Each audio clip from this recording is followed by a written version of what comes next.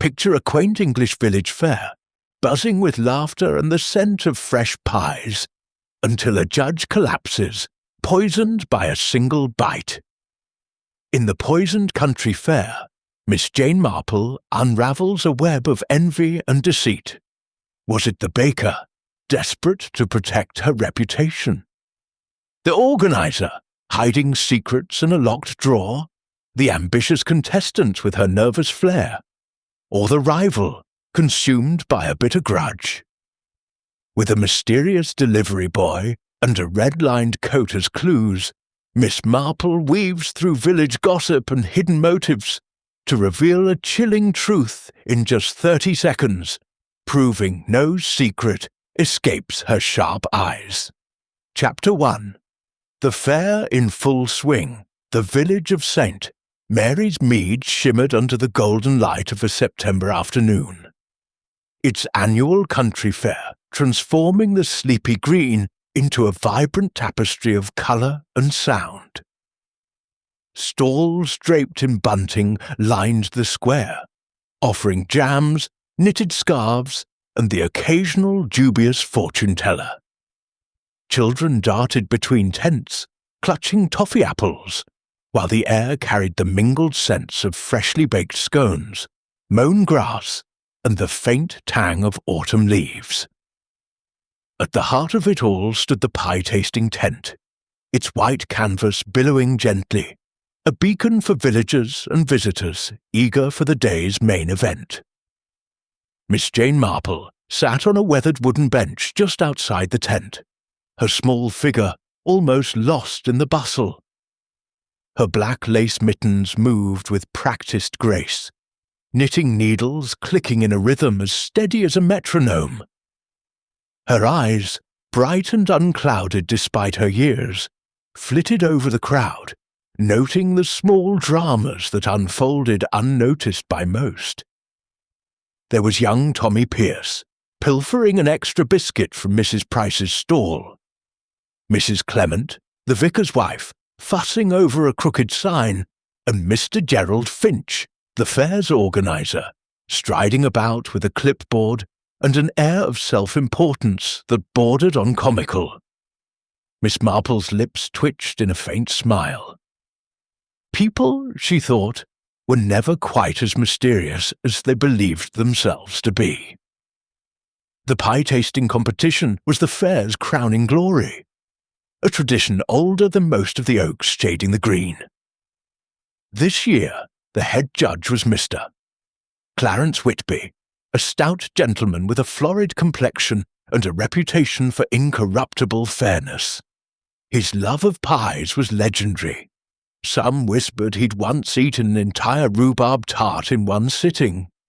As the hour for judging approached, the crowd thickened around the tent, their murmurs rising like bees in a hive. Miss Marple adjusted her shawl, her attention drawn to the contestants. Mrs. Eliza Hawthorne, the local baker, whose blackberry pie was rumoured to be divine. Miss Clara Pennington, a young woman with a flair for theatrics and an apple tart to match. And Mr. Victor Slade, a rival baker from Upper Wychwood, whose scowl suggested he took the competition rather too seriously. The tent flaps parted, and Mr. Whitby emerged, wiping his brow with a handkerchief. He took his seat at the judges' table, flanked by two lesser judges who seemed content to let him lead. The first pies were presented, each sliced with precision and served on floral plates. Mr. Whitby tasted methodically, his comments brief but kind, his pen scratching notes on a scorecard. Miss Marple watched closely, her needles never faltering. She noted Mrs. Hawthorne's nervous glance toward her pie, Clara's theatrical toss of her hair as her tart was served, and Slade's folded arms, his eyes fixed on Whitby with an intensity that felt almost personal. Then came the blackberry pie, its crust golden and fluted, its filling a deep glossy purple. Mr. Whitby's face lit up as he took a generous bite, savouring it with a contented hum. For a moment, all seemed well. Then his smile faltered. His ruddy cheeks flushed an alarming shade of crimson. His fork clattered to the table, and his hand flew to his chest. A strangled gasp escaped him as he lurched forward, upsetting a jug of cream and sending plates crashing to the ground. The crowd froze, a collective intake of breath like a gust of wind. Mr. Whitby slumped onto the table, motionless. A woman screamed, "Mrs. Price," Miss Marple thought absently. The crowd surged forward, only to be pushed back by Dr. Haydock, who elbowed his way through with his black bag in hand. Miss Marple remained seated, her knitting paused, her eyes darting from face to face. Mrs. Hawthorne stood rigid, her hands clasped so tightly her knuckles whitened. Mr. Finch dropped his clipboard, his mouth agape. Clara Pennington clutched a neighbour's arm, her dramatics forgotten in genuine shock, and missed her. Slade, his scowl had vanished, replaced by a flicker of something Miss Marple couldn't quite name. Fear? Satisfaction? It was gone too quickly to be sure. Dr. Haydock knelt beside Mr. Whitby, his fingers searching for a pulse. After a moment, he looked up, his expression grave. "He's gone," he said quietly. The words hung in the air, heavy as the clouds gathering on the horizon. Whispers of poison began to ripple through the crowd, though no one dared say it loudly. Inspector Craddock arrived minutes later, his boots crunching on the gravel, his face set in the familiar lines of duty. He ordered the tent sealed and the pie removed for testing. The fair, so lively moments before seemed to deflate, its colours muted, its laughter silenced. Miss Marple folded her knitting and tucked it into her bag. She rose, her movements slow but deliberate, and edged closer to the tent, where villagers lingered like moths around a flame. She heard snatches of conversation, speculation about the pie, about Mrs. Hawthorne's kitchen, about old grudges and new rivalries. Her mind, as sharp as the needles in her bag, began to sort the threads. A poisoning at a country fair was no accident, she knew. It was a calculated act, born of motive as old as human nature itself, greed, envy, or perhaps something deeper. As she turned toward home, the first drops of rain speckled her shawl, and Miss Marple resolved to unravel this puzzle, one quiet observation at a time. Chapter 2. The Scene of the Crime.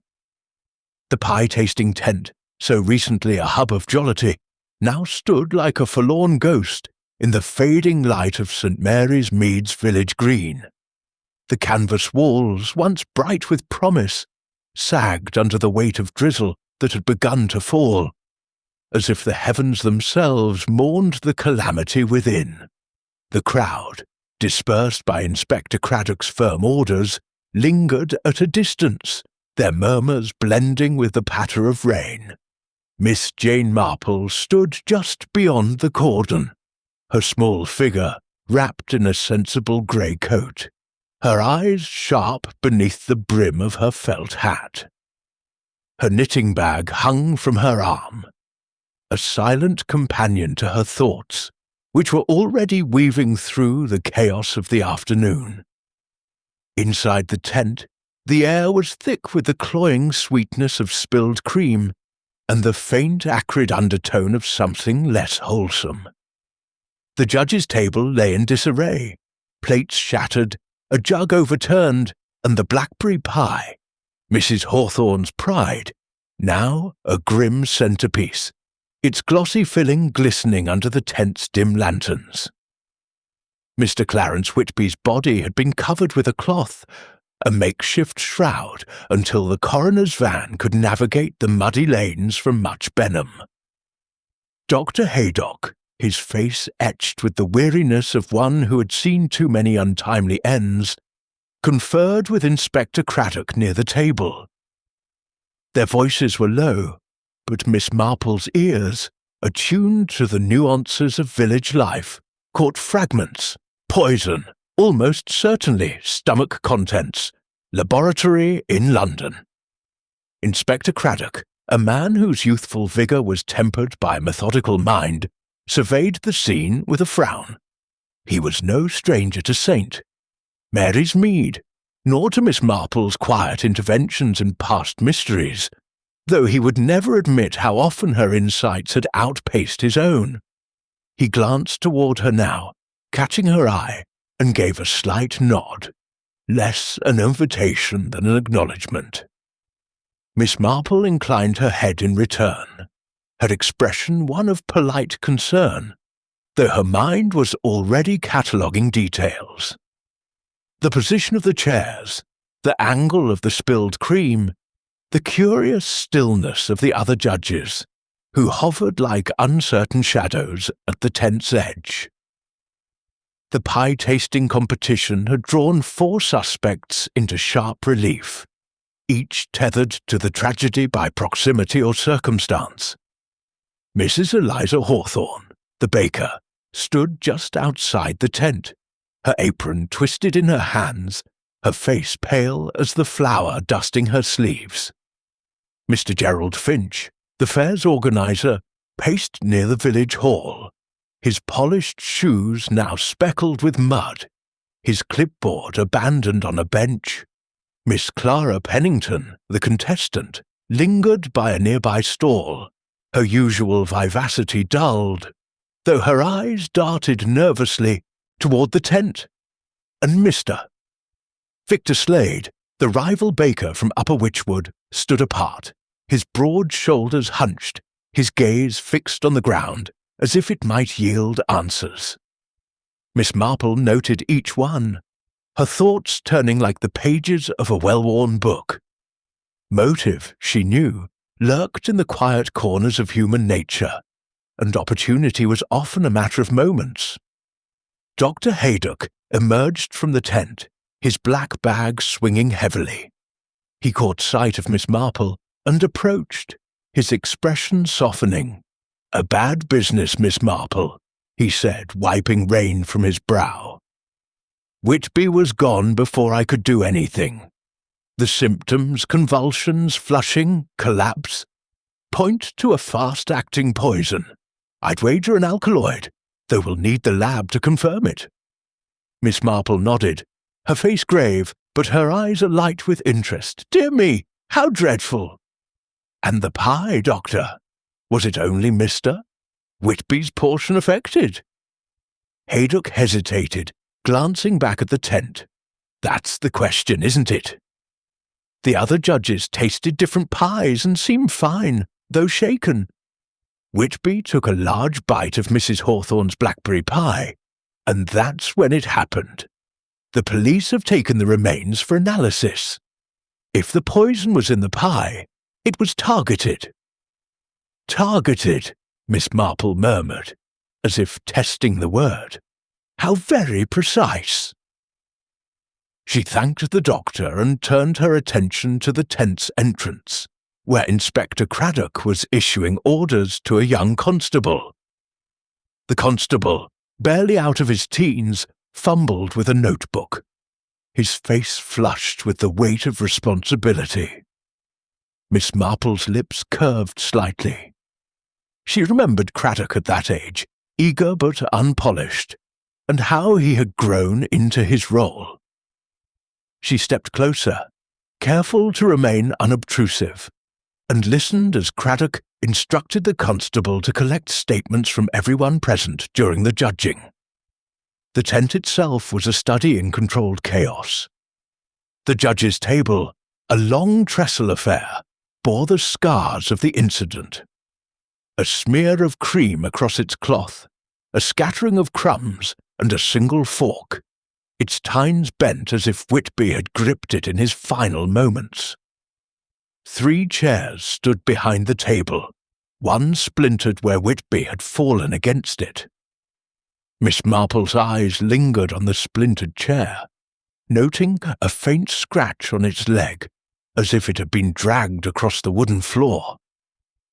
The other two judges, Mrs. Price, who ran the village shop, and Mr. Lumley, a retired schoolmaster, stood near the back flap, their faces pale. Mrs. Price clutched a handkerchief while Mr. Lumley adjusted his spectacles repeatedly, a nervous tic Miss Marple recognized from countless parish meetings. She approached Mrs. Price, her manner gentle. "Such a shock, Mrs. Price. You must be quite shaken. Were you close to Mr. Whitby when it happened?" Mrs. Price dabbed her eyes, her voice trembling. "Oh, Miss Marple, it was awful. He was just sitting there, tasting the pie, and then, oh, it was so sudden. I was on his left, you see, and Mr. Lumley on his right.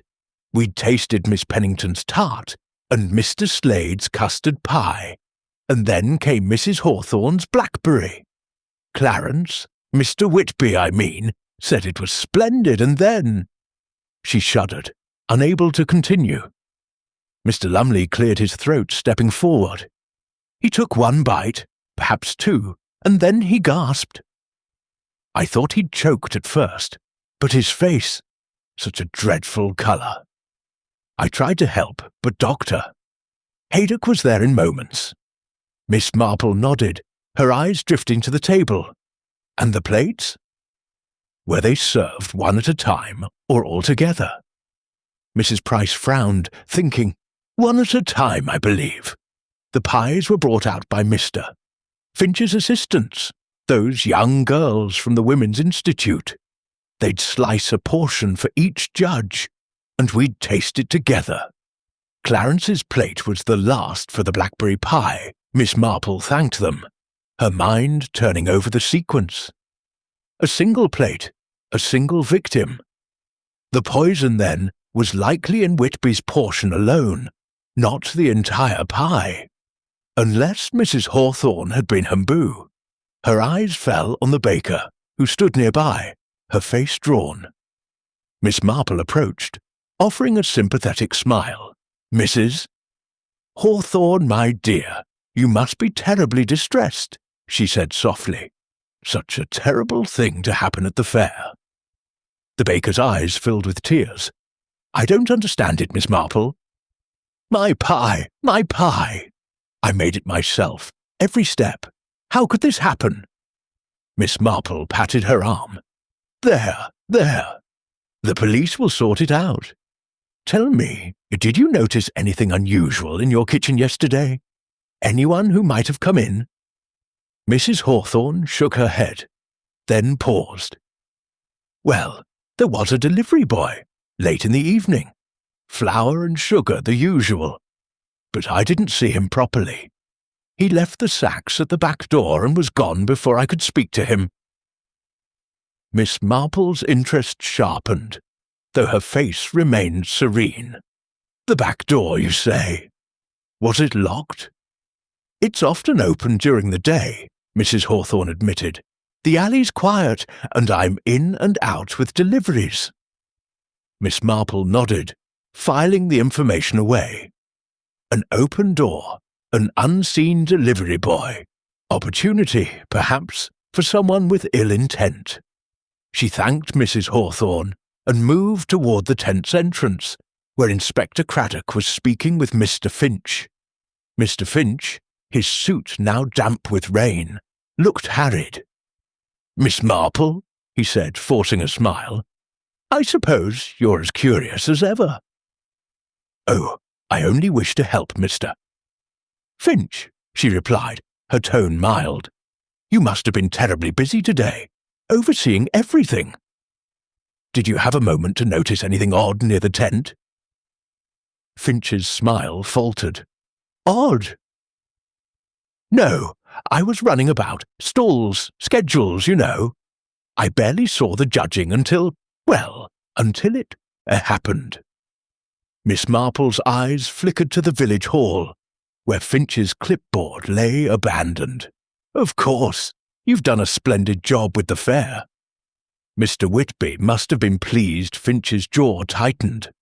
Clarence was particular. Always poking into things, judging, funds, rules, but he was fair. I'll give him that.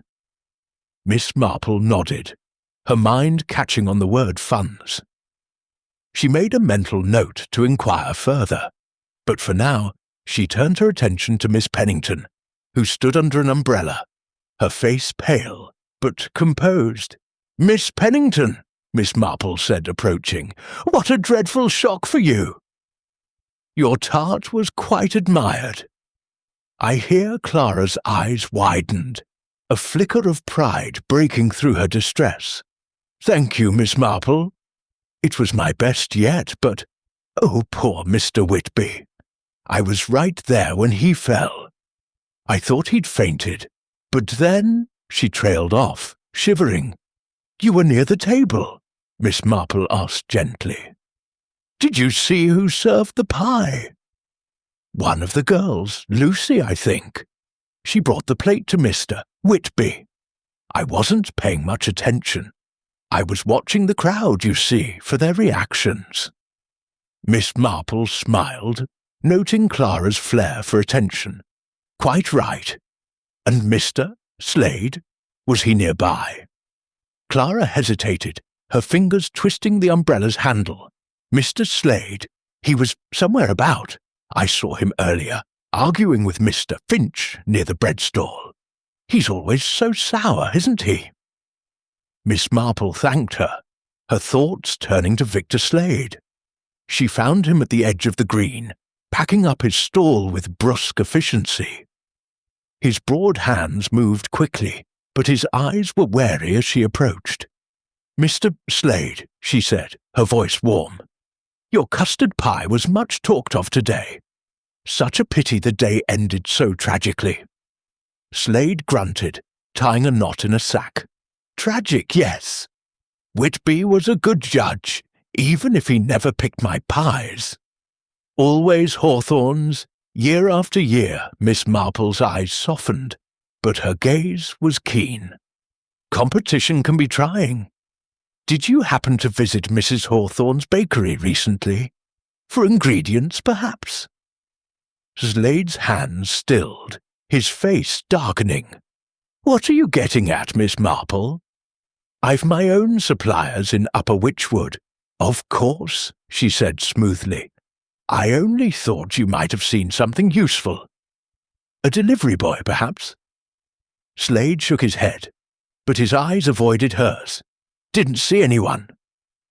"I was at my stall all day." Miss Marple thanked him and turned away, her mind humming.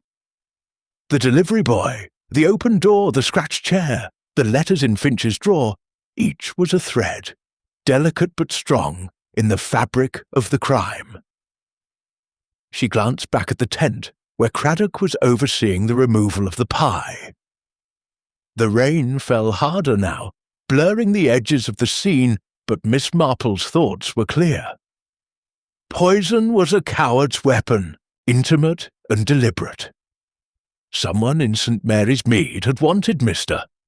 Whitby dead, and she would find them, not with fanfare, but with the quiet precision of a needle through cloth. As she walked home, her umbrella bobbing above her, Miss Marple considered the suspects.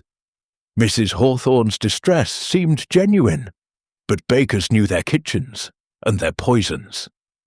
Mr. Finch's nervous energy suggested secrets, perhaps in that locked drawer. Clara's nerves betrayed more than shock, and Slade's grudge was as plain as the rain on her coat. The fair, she thought, was a stage, and the players had revealed more than they knew.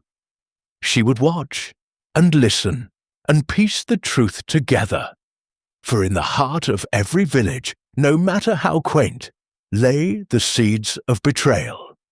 Chapter 3. The Baker's Tale. The morning after the tragedy at St.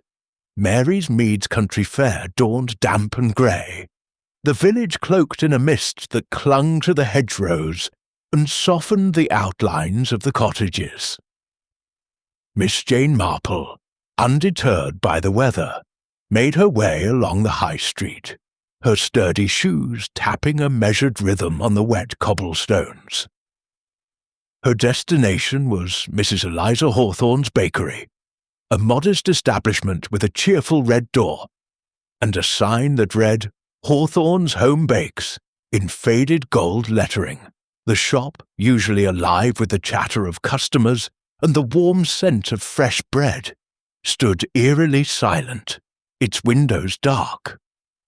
The events of the previous day had cast a pall over the village, and Mrs. Hawthorne's pie, suspected as the vehicle of Mr. Whitby's demise, was the talk of every hearth.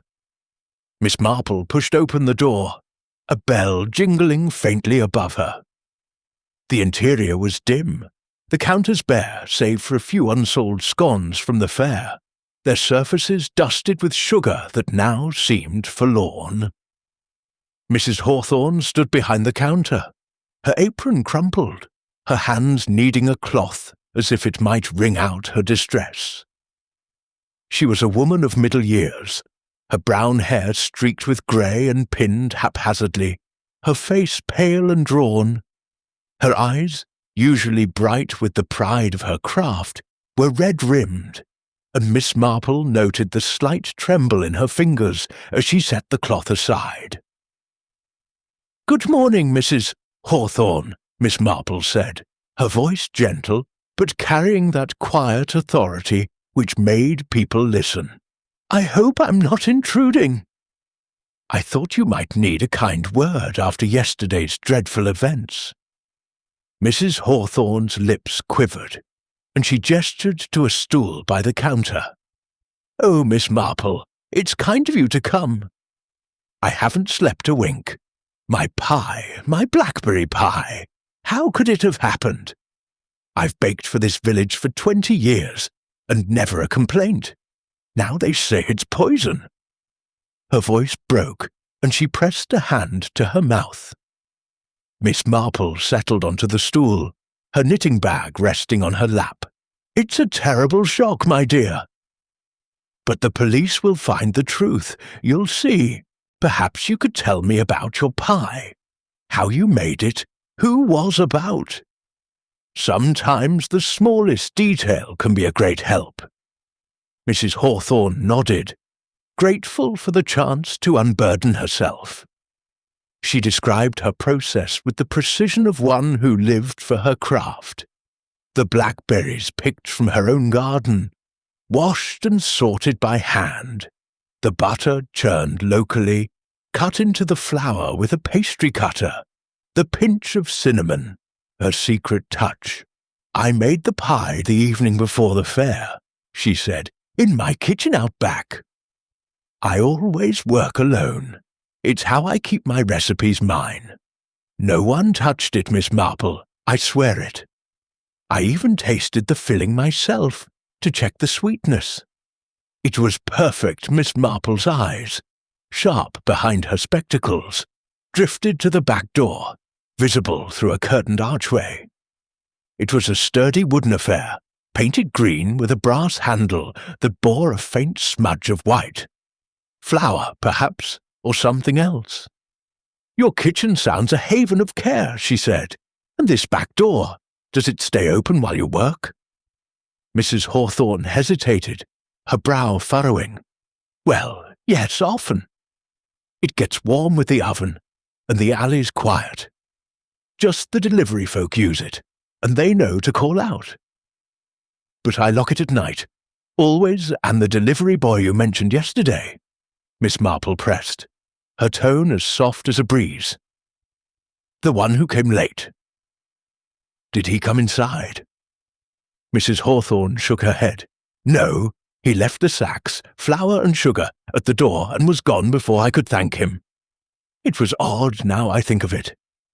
He usually waits for a tip, but not this time. I didn't see his face, just a shadow in a coat moving quick." Miss Marple's fingers brushed the handle of her knitting bag, her mind turning over the image of a shadowy figure. "A coat, you say? Anything distinctive about it?" Mrs. Hawthorne frowned, thinking. It was dark, brown maybe, or black. I couldn't tell in the dusk, but there was something, a flash of colour inside, like a lining. Red, I think. Yes, red. Miss Marple nodded, her expression one of polite interest, though her thoughts were racing. A red-lined coat was no common thing in St. Mary's Mead, and she tucked the detail away, alongside the smudge on the door handle. "You've been most helpful, Mrs. Hawthorne," she said, "and your kitchen, might I see it? I've always admired a baker's craft." Mrs. Hawthorne, eager for distraction, led her through the curtain to the kitchen, a tidy space with a scrubbed wooden table, shelves of jars, and a cast-iron oven still warm from the morning's baking. The back door stood at the far end, its handle gleaming faintly in the grey light, filtering through a small window. Miss Marple's eyes swept the room, noting the orderly rows of utensils, the sack of flour by the door, and a faint dusting of powder, not flour, but something finer, on the floor near the threshold. She bent slightly, as if adjusting her shoe, and saw that the powder formed a faint trail, leading toward a corner where a broom leaned against the wall. "You keep a spotless kitchen," Miss Marple remarked, straightening. "No one could fault your care."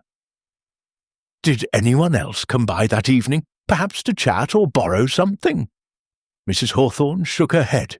"No one, Miss Marple." I was alone, as always.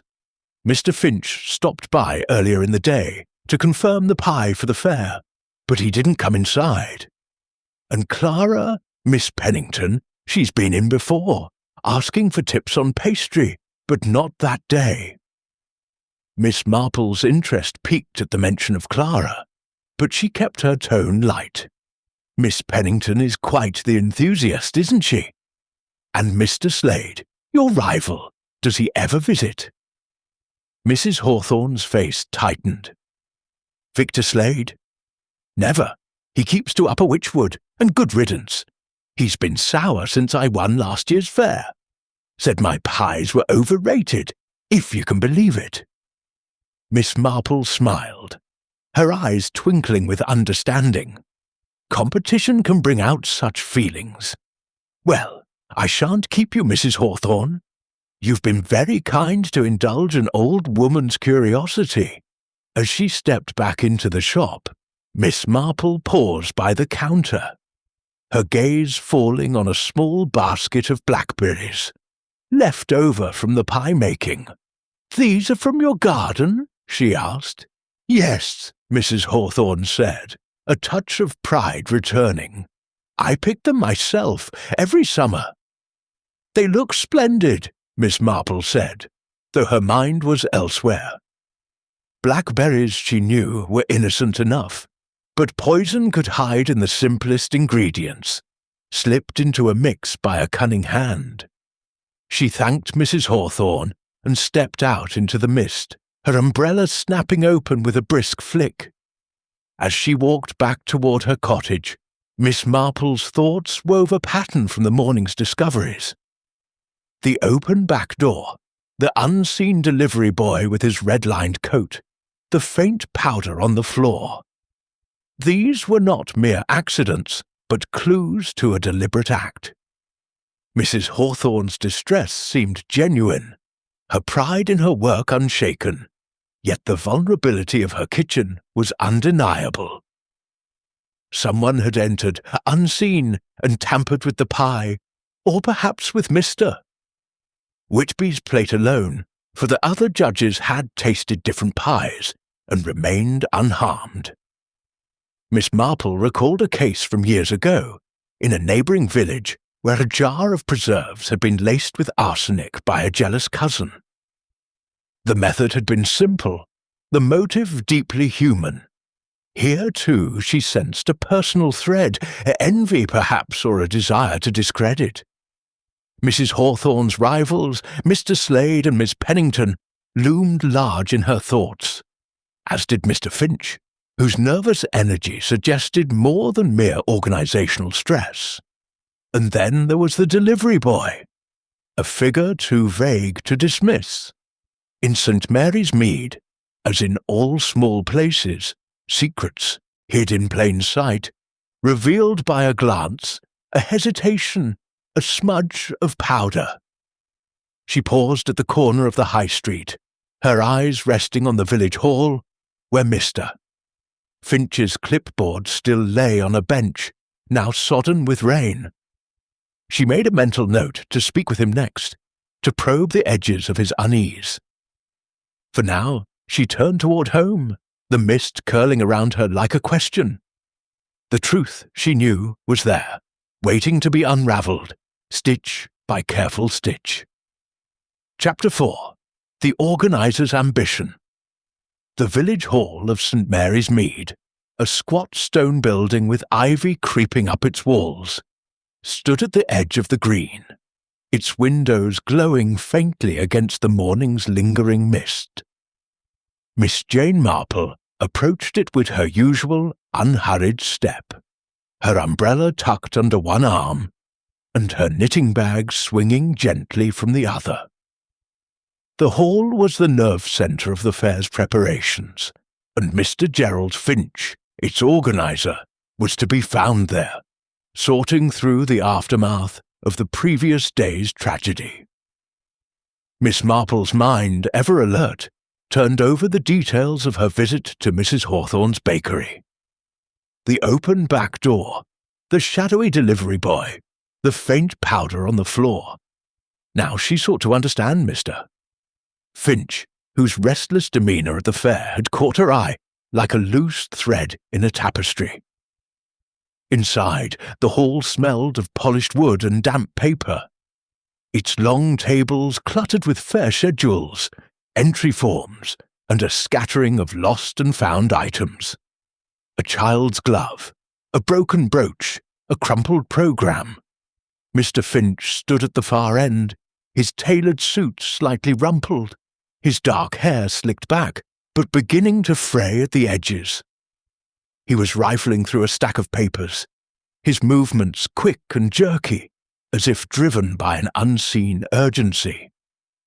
A heavy oak desk stood nearby, its surface bare, except for a locked drawer that Miss Marple's sharp eyes had noted the day before. The drawer, she suspected, held more than mere stationery. "Good morning, Mr. Finch," Miss Marple said, her voice soft but clear, cutting through the rustle of papers. "I do hope I'm not interrupting. I thought I might offer my sympathies for poor Mr. Whitby, and perhaps see if there's anything an old woman might do to help." Finch looked up, startled, his hand pausing mid-motion. His face, handsome in a sharp, angular way, forced a smile that didn't quite reach his eyes. "Miss Marple? Very kind of you, I'm sure. It's all a bit of a mess, isn't it? Poor Clarence. I've been trying to keep things in order, but—" He gestured vaguely at the papers, his voice trailing off. Miss Marple nodded, settling onto a chair near the desk, her knitting bag resting on her knees. "It must be dreadfully trying, managing such a large event, and now this tragedy. You've done wonders, I'm sure. Tell me, how did you come to choose Mr. Whitby as head judge? He was so respected, wasn't he?" Finch's smile tightened, and he set down the papers, brushing his hands as if to rid them of dust. "Oh, Clarence was the obvious choice. Fair, knowledgeable, loved his pies.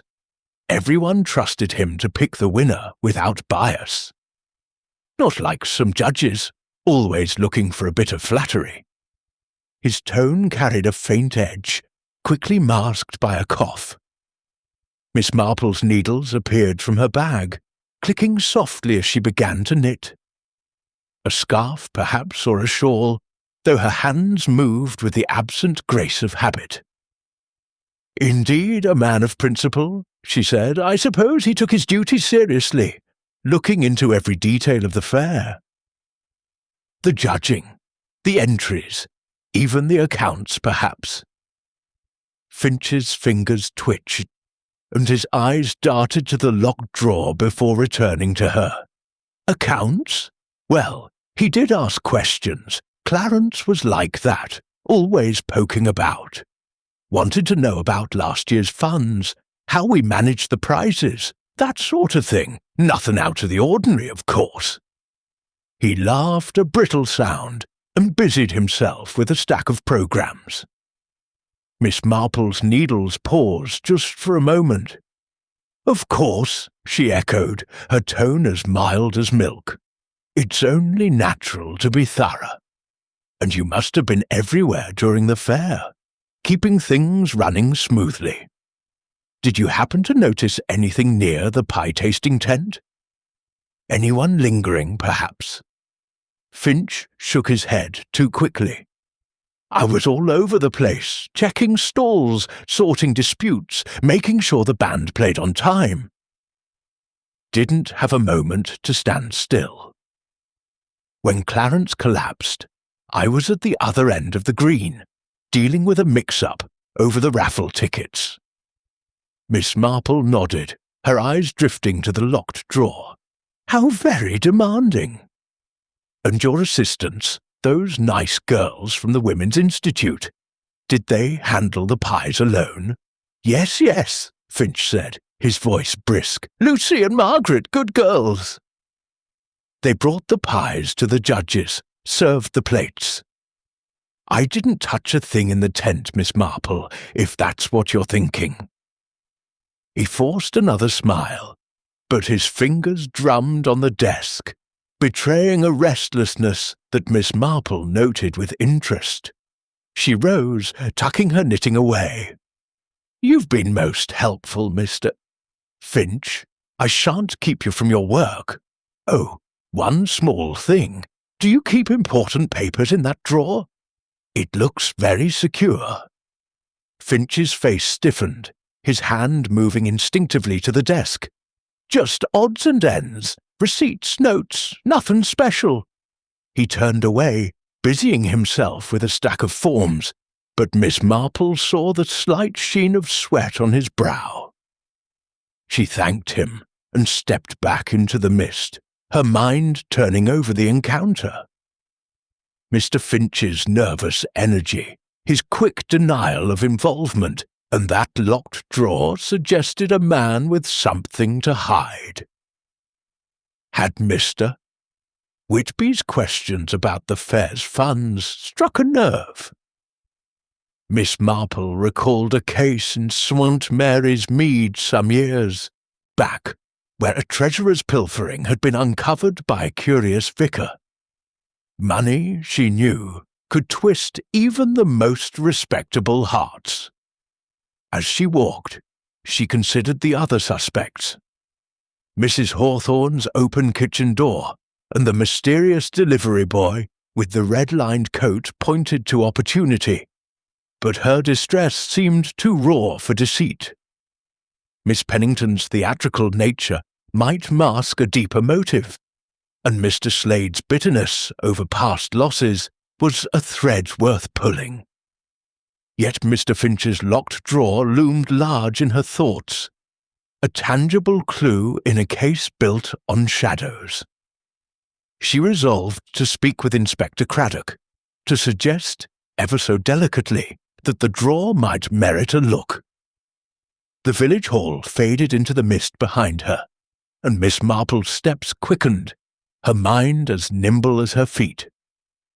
The fair's tragedy was no accident, but a carefully stitched plan, and she would find the seam where it began to unravel. Chapter 5. The Contestant's Flare. The Mist of Saint. Mary's Mead had lifted by mid-morning, leaving the village bathed in a pale, watery sunlight that did little to dispel the chill of recent events. Miss Jane Marple made her way to the Rose and Crown, the local inn where Miss Clara Pennington was known to hold court. her vivacious tales drawing listeners like moths to a flame. The inn, with its low beams and polished brass, was a hub of village gossip. And Miss Marple knew that gossip, when sifted carefully, could yield truths as surely as any police report. Her knitting bag swung gently from her arm, a quiet companion to her thoughts, which were now fixed on Clara, her theatrical gestures, her nervous nails, and the fleeting unease Miss Marple had glimpsed at the fair. Inside, the inn's taproom was warm and bustling, the scent of ale and fresh-baked bread mingling with the murmur of voices. Clara sat at a corner table, surrounded by a small knot of villagers, her auburn hair catching the light as she recounted the tragedy of Mr. Whitby's collapse with a dramatist's flair. Her hands fluttered like birds, emphasizing each word, and her voice carried the practiced cadence of one accustomed to an audience. Yet, as Miss Marple approached, she noted a subtle strain in Clara's expression, a tightness around the mouth, a flicker of unease in her green eyes. "Good morning, Miss Pennington," Miss Marple said, her tone as gentle as a summer breeze. "I hope I'm not interrupting. I was just passing and thought to offer my sympathies. Such a dreadful thing at the fair."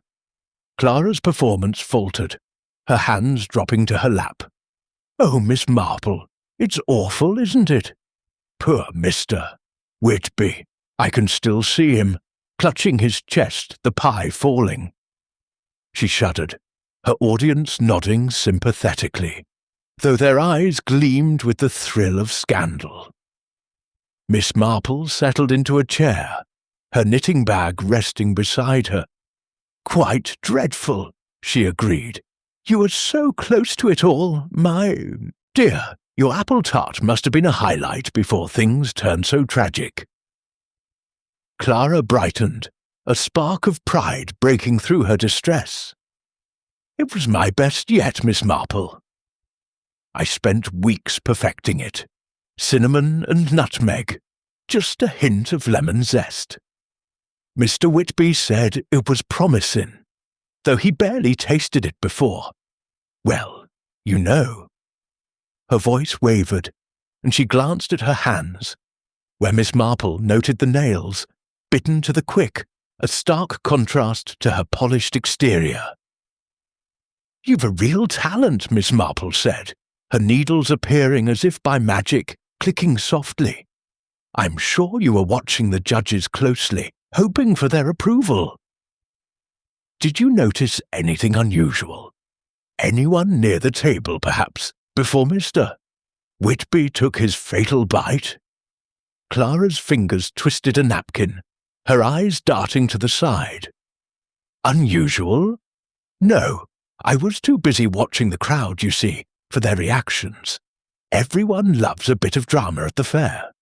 Lucy, one of the Women's Institute girls, brought the plates out. I didn't see anything odd. Just Mr.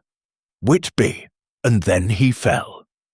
Miss Marple nodded, her expression one of kindly concern, though her mind caught the slight hesitation in Clara's voice. "Of course, my dear. It must have been a shock. I heard you were near the tent earlier, speaking with Mr. Whitby about your tart, perhaps." Clara's cheeks flushed and she laughed, a high, nervous sound. "Oh, that! Yes, I was just asking him about the judging criteria. I wanted to make sure I had a fair shot. He was kind but so proper, always going on about rules." She waved a hand, dismissing the moment, but Miss Marple noted the way her eyes avoided contact, lingering instead on the napkin now frayed in her grasp. "Rules are important," Miss Marple said, her needles never faltering. "I suppose, Mr. Finch was strict about them, too, organizing everything so carefully. Did you see him near the tent at all?" Clara shook her head too quickly.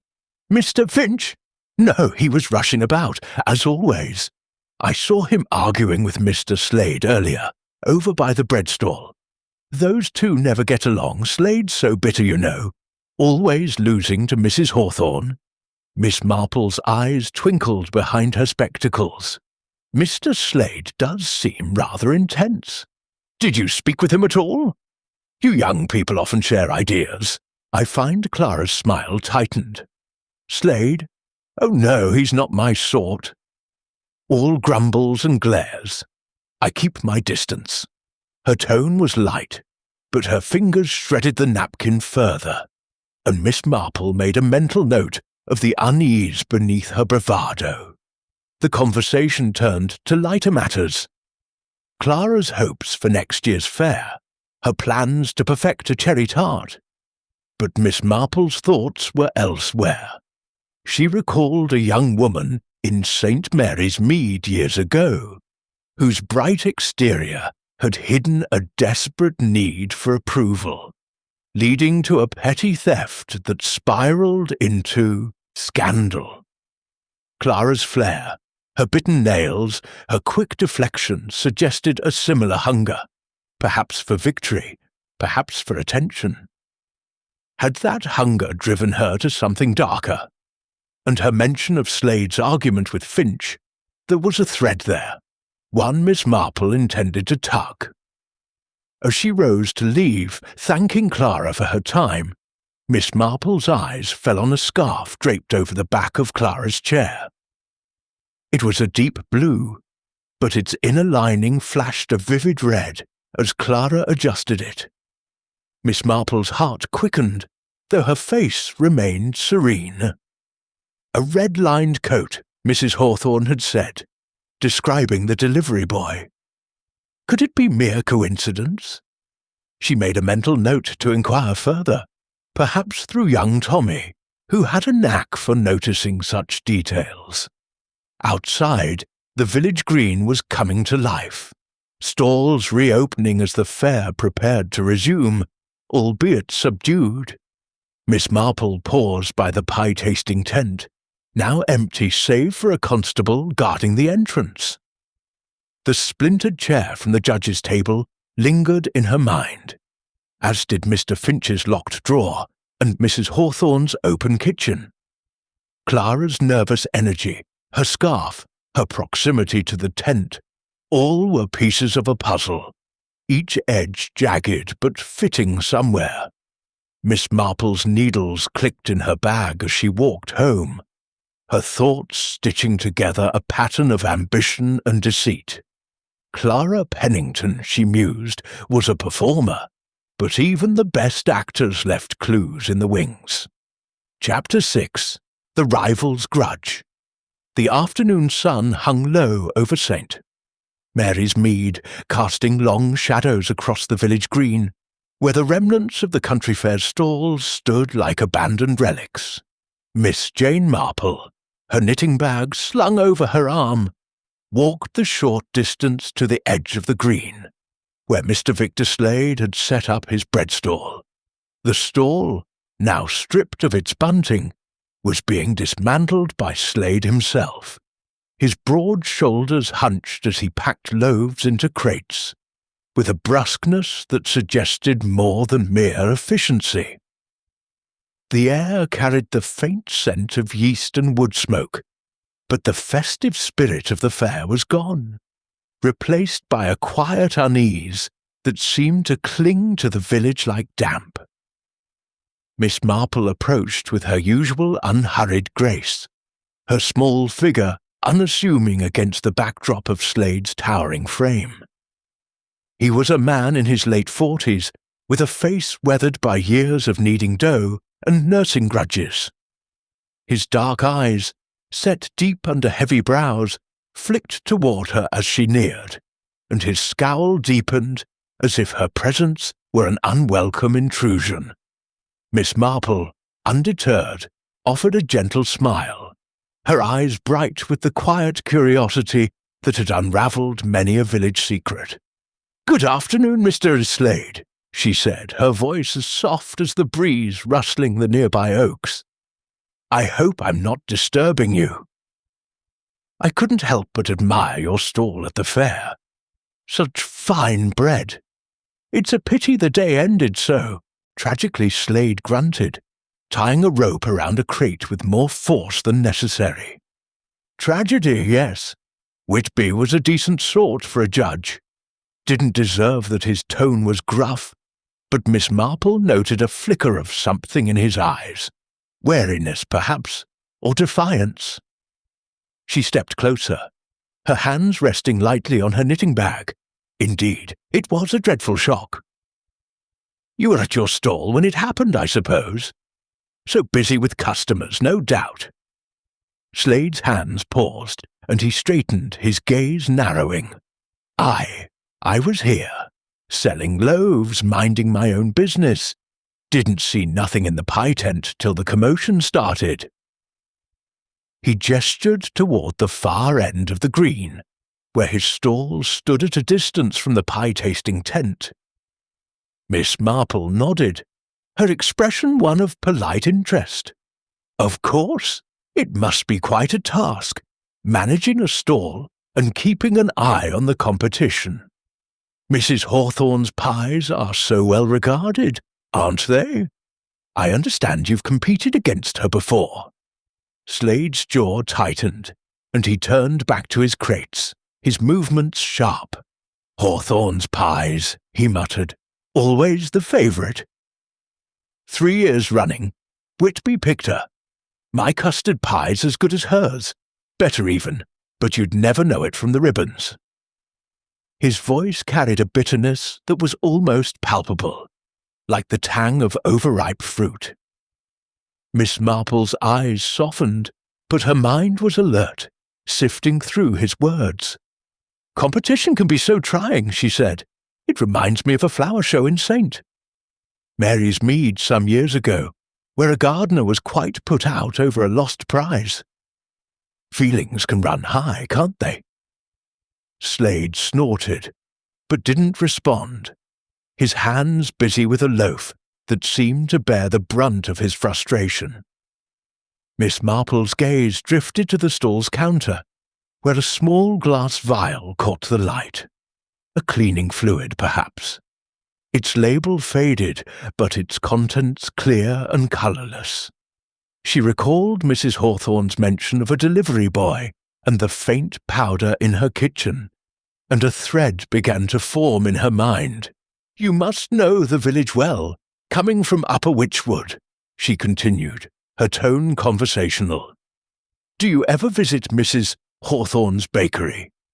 To share a recipe, perhaps, or borrow a bit of flour? Slade's head snapped up, his eyes sharp. Visit Hawthorne? Not likely. I've got my own suppliers, my own kitchen, don't need her charity. His voice was firm, but Miss Marple noted a slight hesitation, a crack in his otherwise solid demeanour. Of course, she said, her smile unwavering, but it's such a small world, isn't it? I heard there was a delivery boy at her bakery the evening before the fair, with a coat that had a red lining. Quite distinctive. I thought Slade's hands stilled, and for a moment he seemed to hold his breath. Then he shrugged, his scowl returning. Don't know nothing about that. Plenty of coats around. I reckon he turned away, busying himself with a stack of empty baskets. Miss Marple's eyes lingered on him, noting the tension in his shoulders, the way his fingers gripped the baskets a little too tightly. She thanked him for his time and turned to leave, but not before glancing at a young lad hovering nearby, a boy of perhaps 15 who'd been helping Slade at the stall. The boy, Tommy Lane, was sweeping the ground, his movements slow and distracted. Miss Marple approached him, her voice gentle. Tommy, you've been such a help to Mr. Slade, she said, it must be exciting working at the fair. Were you here all day with him? Tommy glanced at Slade, who was out of earshot, and nodded. Yes, ma'am. Mostly. I was fetching water for the stall at one point, but Mr. Slade was here, selling bread. His voice faltered, and his eyes darted away, as if caught in a lie he hadn't meant to tell. Miss Marple smiled, patting his arm. "You're a good lad, Tommy." "Keep up the fine work," she walked away, her mind turning over the boy's hesitation. An alibi, she thought, was only as strong as its weakest link, and Tommy's uncertainty was a crack worth exploring. As she made her way back toward the village centre, Miss Marple considered Slade's grudge. 3 years of losing to Mrs. Hawthorne, 3 years of watching her pies take the prize. It was enough to sour any man's temper. The vial on his counter, innocuous though it seemed, could hold something more sinister than cleaning fluid. And the delivery boy, with his red-lined coat, loomed larger in her thoughts. Was it Slade, disguised, slipping into Mrs. Hawthorne's kitchen? Or another acting on his behalf? She recalled a case in a nearby village where a spurned suitor had tampered with a rival's wine, driven by envy. Motives, she knew, were often as simple as they were dark. The sun dipped lower, painting the green in shades of gold and shadow. Miss Marple's steps were slow but purposeful, her mind weaving the threads of the case. Slade's bitterness, the vial, Tommy's hesitation, the delivery boy. Each was a piece of the puzzle, and she would fit them together not with haste, but with the patient precision of a knitter working a complex pattern. Mr. Finch's locked drawer and Miss Pennington's nervous flare awaited her attention. But for now, Victor Slade's grudge was a knot she would carefully untie. Chapter 7. A pattern emerges. The evening settled over St. Mary's Mead with a quiet that felt almost conspiratorial. The village's usual hum muted by the weight of recent events. Miss Jane Marple sat in her cottage parlour, a small fire crackling in the grate, casting flickering shadows across the chintz curtains and polished furniture. Her knitting lay untouched on the table, a rare lapse, for her hands were still, her mind too occupied with the threads of the mystery to spare thought for needles and wool. Before her, spread across the lace tablecloth, were a few sheets of notepaper, each inscribed with her neat, spidery handwriting. Names, times, observations gleaned from her visits to Mrs. Hawthorne, Mr. Finch, Miss Pennington, and Mr. Slade. The firelight danced on the pages, as if urging the fragments to form a coherent whole. Miss Marple leaned back in her armchair, her eyes half closed but sharp with thought. The poisoning of Mr. Whitby was no random act. It was a deliberate stitch in a carefully planned design, and the pattern was beginning to emerge. The blackberry pie, the delivery boy with the red-lined coat, the locked drawer, the bitter nails, the vial of fluid, each was a clue, distinct yet connected, like the motifs in a tapestry. She had seen such patterns before, in St. Mary's Mead and beyond, where human nature, with its predictable flaws, wove tales of greed, envy, and vengeance. Her task was to trace the threads to their source, and she began by reviewing the day's findings. Mrs. Hawthorne's kitchen, with its open back door and faint trace of powder, suggested opportunity for an outsider to tamper with the pie. The baker's distress had seemed genuine, her pride in her craft unshaken. Yet Miss Marple knew that innocence could be feigned, though she doubted Mrs. Hawthorne had the guile for it. Mr. Finch's nervous energy and the locked drawer in the village hall hinted at secrets, perhaps financial irregularities, given Mr. Whitby's inquiries into last year's fair. Miss Pennington's theatrical nerves and bitten nails suggested a young woman under strain, possibly from more than just the shock of the tragedy. And Mr. Slade, with his simmering grudge and the suspicious vial on his stall, had the motive and perhaps the means to act on it.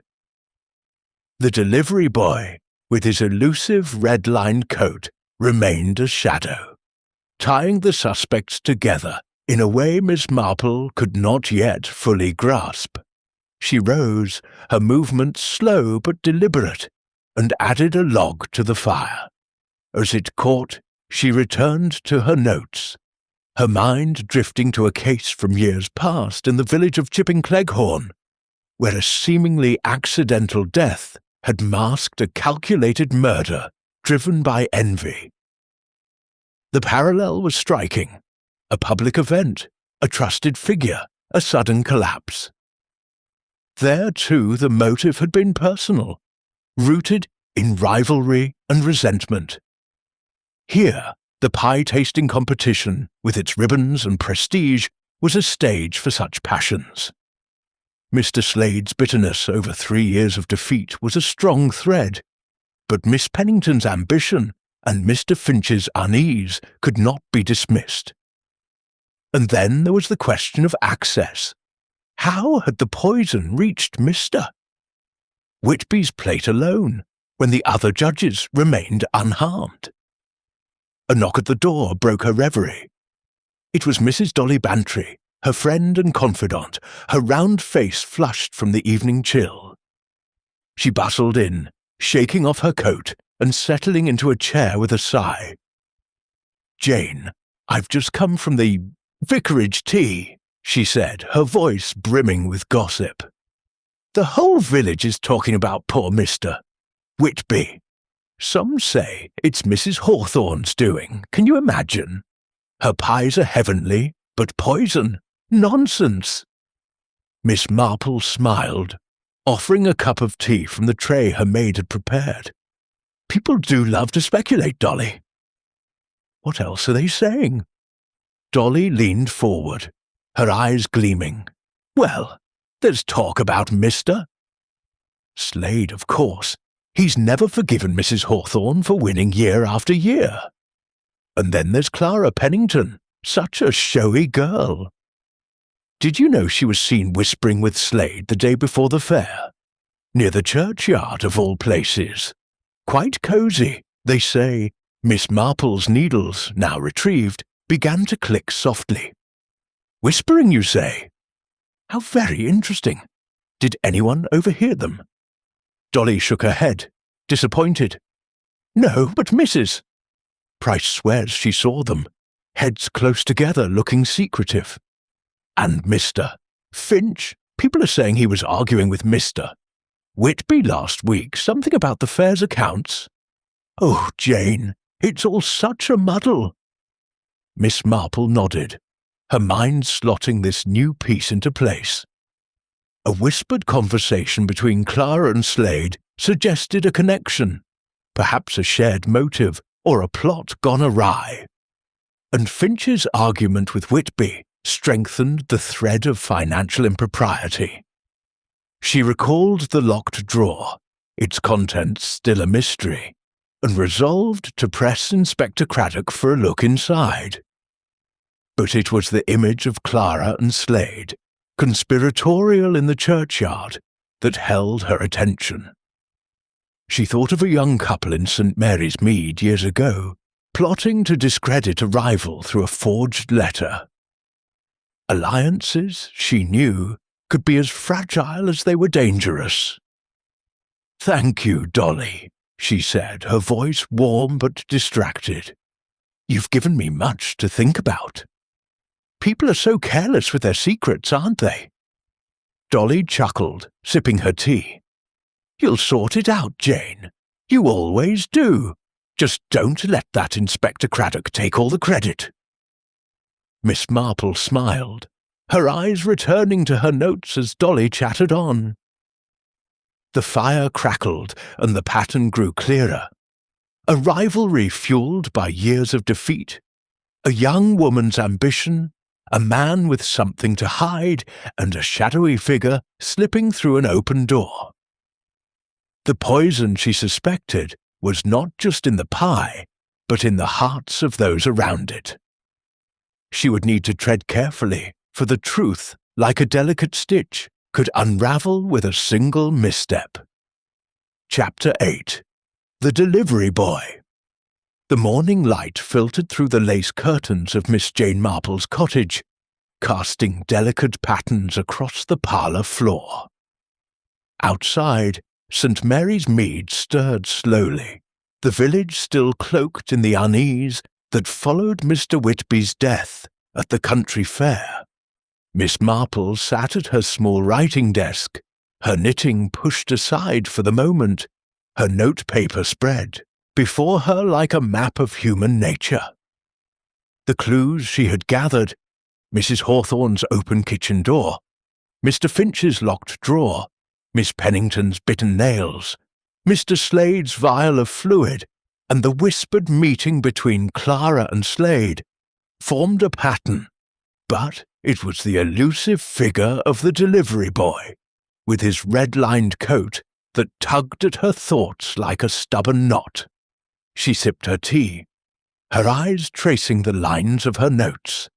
Mrs. Hawthorne's description of the boy, seen only in the dusk, leaving sacks at her bakery's back door, had been vague, but the red lining of his coat was a vivid detail, a thread that might tie the suspects together. Miss Marple knew that in a village like St. Mary's Mead, strangers were noticed, and a delivery boy who vanished without a word was no ordinary errand runner. She resolved to seek out someone who might have seen more. Young Tommy Lane, the lad who had helped at Mr. Slade's stall, and whose hesitant alibi had caught her attention. Miss Marple donned her coat and hat, her movements deliberate, and set out for the Lane cottage, a modest dwelling near the village's edge. The air was crisp, with a hint of autumn's bite, and the streets were quiet save for the occasional clatter of a milk cart. Tommy, she knew, was a sharp-eyed boy, often overlooked by adults, but privy to the village's undercurrents. She found him in the garden, tossing pebbles into a tin bucket, his freckled face clouded with the restless energy of youth. "Good morning, Tommy," Miss Marple said, her voice warm and inviting. "I see you're keeping busy." "I wondered if you might help an old woman with a small matter." Tommy looked up, his eyes wary but curious. "Morning, Miss Marple. What kind of matter?" She smiled, settling onto a nearby bench, her knitting bag at her side. "Oh, just a bit of village business. You were such a help at Mr. Slade's stall during the fair. I'm trying to piece together what happened that sad day, and I thought you might have noticed something. Perhaps a delivery boy, running errands near Mrs. Hawthorne's bakery?" Tommy's hand paused mid-toss, and he glanced toward the house, as if checking for eavesdroppers. "A delivery boy?" he said, his voice cautious. "Dunno about that. I was at the stall most of the time, fetching water or stacking loaves." Miss Marple nodded, her eyes gentle but unyielding. "Of course, you were very busy." "But you've such a good eye, Tommy. Mrs. Hawthorne mentioned a boy who came to her back door the evening before the fair, with a coat that had a red lining. Quite distinctive, don't you think? Did you see anyone like that? Perhaps near the green?" Tommy shifted, kicking at a pebble. "Well, maybe. There was someone in the alley behind the bakery, evening before last. I was passing by, taking a shortcut home. Saw a figure in a dark coat, hood up, moving quick. Didn't see his face, but there was red inside the coat when he turned. Thought it was odd, him being in such a hurry. Miss Marple's needles appeared, clicking softly as she began a row.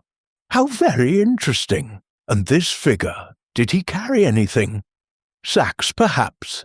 Tommy nodded, warming to the conversation. Aye, a couple of sacks like flour or sugar. Left 'em at the door and was gone before I could blink. Didn't look like the usual delivery folk from Much Benham. Miss Marple's smile deepened, though her eyes remained fixed on her knitting. You're a most observant boy, Tommy.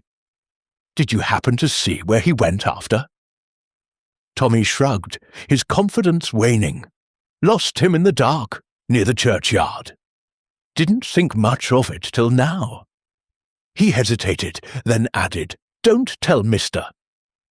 Slade, I said anything, Miss Marple. He's been in a right mood since the fair. Of course, Tommy, she said, her tone reassuring. This is just between us. You've been a great help.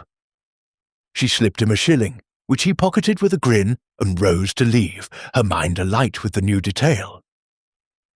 The red-lined coat seen in the alley was no mere coincidence. It tied the delivery boy to Mrs. Hawthorne's kitchen, where the pie had been prepared, and its distinctiveness suggested a disguise rather than a casual errand. Miss Marple recalled her visit to Mr. Slade's stall, his defensive denial of visiting Mrs. Hawthorne's bakery, and the vial of clear fluid on his counter. Could Slade have donned a coat to slip into the alley, posing as a delivery boy to tamper with the pie? Or was another at work, using the coat to cast suspicion elsewhere? She thought of Miss Pennington's flair and Mr. Finch's unease, but Slade's grudge seemed the strongest thread. As she walked back toward the village centre, Miss Marple passed the churchyard, where Dolly Bantry had mentioned seeing Clara and Slade whispering. She paused, her eyes scanning the ancient yews and weathered gravestones. The churchyard was a secluded spot, perfect for secrets, and the image of Clara and Slade, heads bent together, suggested an alliance or a deception. She made a mental note to question Clara further, perhaps at the next village tea, where tongues were loosened by scones and gossip. Her thoughts returned to the delivery boy. Tommy's description matched Mrs. Hawthorne's, but the haste and anonymity were telling. In a village where everyone knew everyone's business, such a figure stood out like a false stitch in a seam. Miss Marple recalled a case in St. Mary's Mead, where a disguised stranger had delivered a poisoned bottle of cough syrup, the culprit revealed by a single overlooked detail, a monogrammed handkerchief. Here the red-lined coat was her handkerchief, and she would trace it to its owner. She reached her cottage, her steps slow but purposeful, and settled back at her desk. The fire had died to embers, but her mind burned bright. The delivery boy was the key, a shadow moving through the village's edges, and she would find him, not with haste, but with the patient care of one who knew that truth, like a well-knit shawl, required time to take shape. Chapter 8. The Delivery Boy. The morning light filtered through the lace curtains of Miss Jane Marple's cottage, casting delicate patterns across the parlour floor. Outside, St. Mary's Mead stirred slowly, the village still cloaked in the unease that followed Mr. Whitby's death at the country fair. Miss Marple sat at her small writing desk, her knitting pushed aside for the moment, her notepaper spread before her like a map of human nature. The clues she had gathered: Mrs. Hawthorne's open kitchen door, Mr. Finch's locked drawer, Miss Pennington's bitten nails, Mr. Slade's vial of fluid, and the whispered meeting between Clara and Slade, formed a pattern. But it was the elusive figure of the delivery boy, with his red-lined coat that tugged at her thoughts like a stubborn knot. She sipped her tea, her eyes tracing the lines of her notes. Mrs. Hawthorne's description of the boy, seen only in the dusk, leaving sacks at her bakery's back door, had been vague, but the red lining of his coat was a vivid detail, a thread that might tie the suspects together. Miss Marple knew that in a village like St. Mary's Mead, strangers were noticed, and a delivery boy who vanished without a word was no ordinary errand runner. She resolved to seek out someone who might have seen more. Young Tommy Lane, the lad who had helped at Mr. Slade's stall and whose hesitant alibi had caught her attention. Miss Marple donned her coat and hat, her movements deliberate, and set out for the Lane cottage, a modest dwelling near the village's edge. The air was crisp, with a hint of autumn's bite, and the streets were quiet save for the occasional clatter of a milk cart. Tommy, she knew, was a sharp-eyed boy, often overlooked by adults, but privy to the village's undercurrents. She found him in the garden, tossing pebbles into a tin bucket, his freckled face clouded with the restless energy of youth. "Good morning, Tommy," Miss Marple said, her voice warm and inviting. "I see you're keeping busy. I wondered if you might help an old woman with a small matter." Tommy looked up, his eyes wary but curious. "Morning, Miss Marple." "What kind of matter?" She smiled, settling onto a nearby bench, her knitting bag at her side. "Oh, just a bit of village business. You were such a help at Mr. Slade's stall during the fair. I'm trying to piece together what happened that sad day. And I thought you might have noticed something, perhaps a delivery boy, running errands near Mrs. Hawthorne's bakery." Tommy's hand paused mid-toss, and he glanced toward the house, as if checking for eavesdroppers. "A delivery boy," he said, his voice cautious. "Dunno about that. I was at the stall most of the time, fetching water or stacking loaves."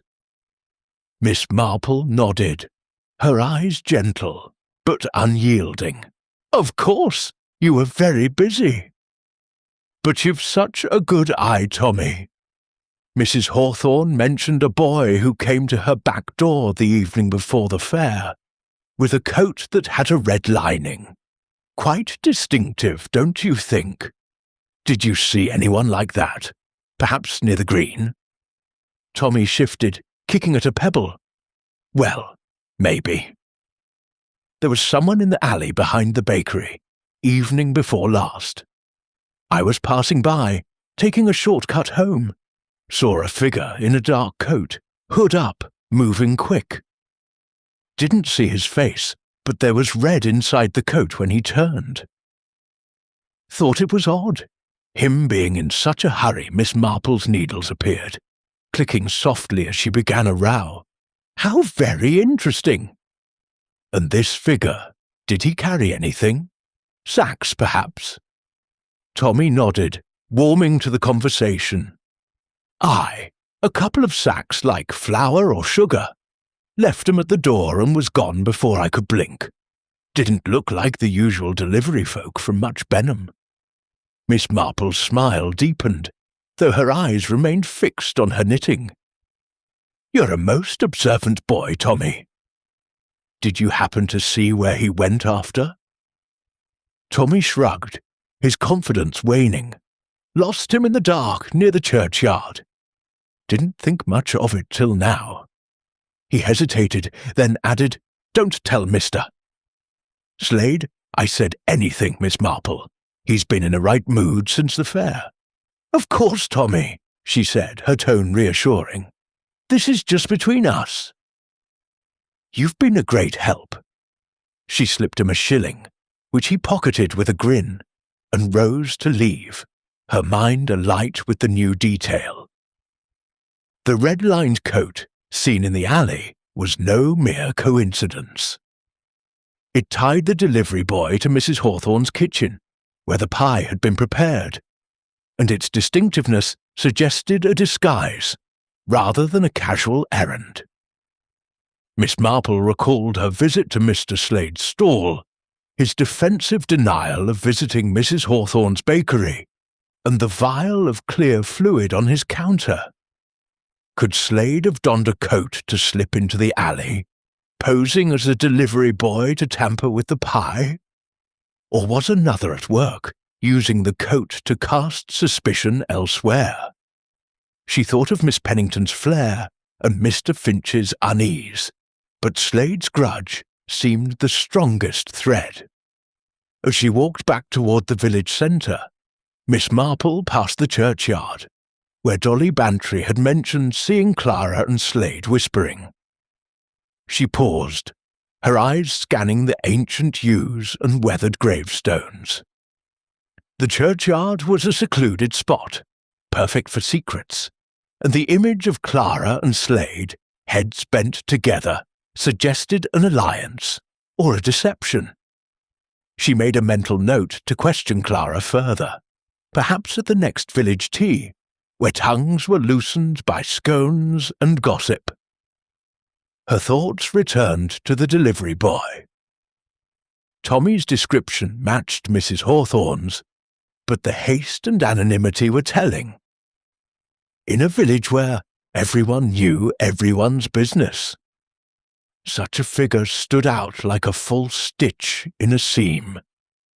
Miss Marple recalled a case in St. Mary's Mead, where a disguised stranger had delivered a poisoned bottle of cough syrup, the culprit revealed by a single overlooked detail, a monogrammed handkerchief. Here, the red-lined coat was her handkerchief, and she would trace it to its owner. She reached her cottage, her steps slow but purposeful, and settled back at her desk. The fire had died to embers, but her mind burned bright.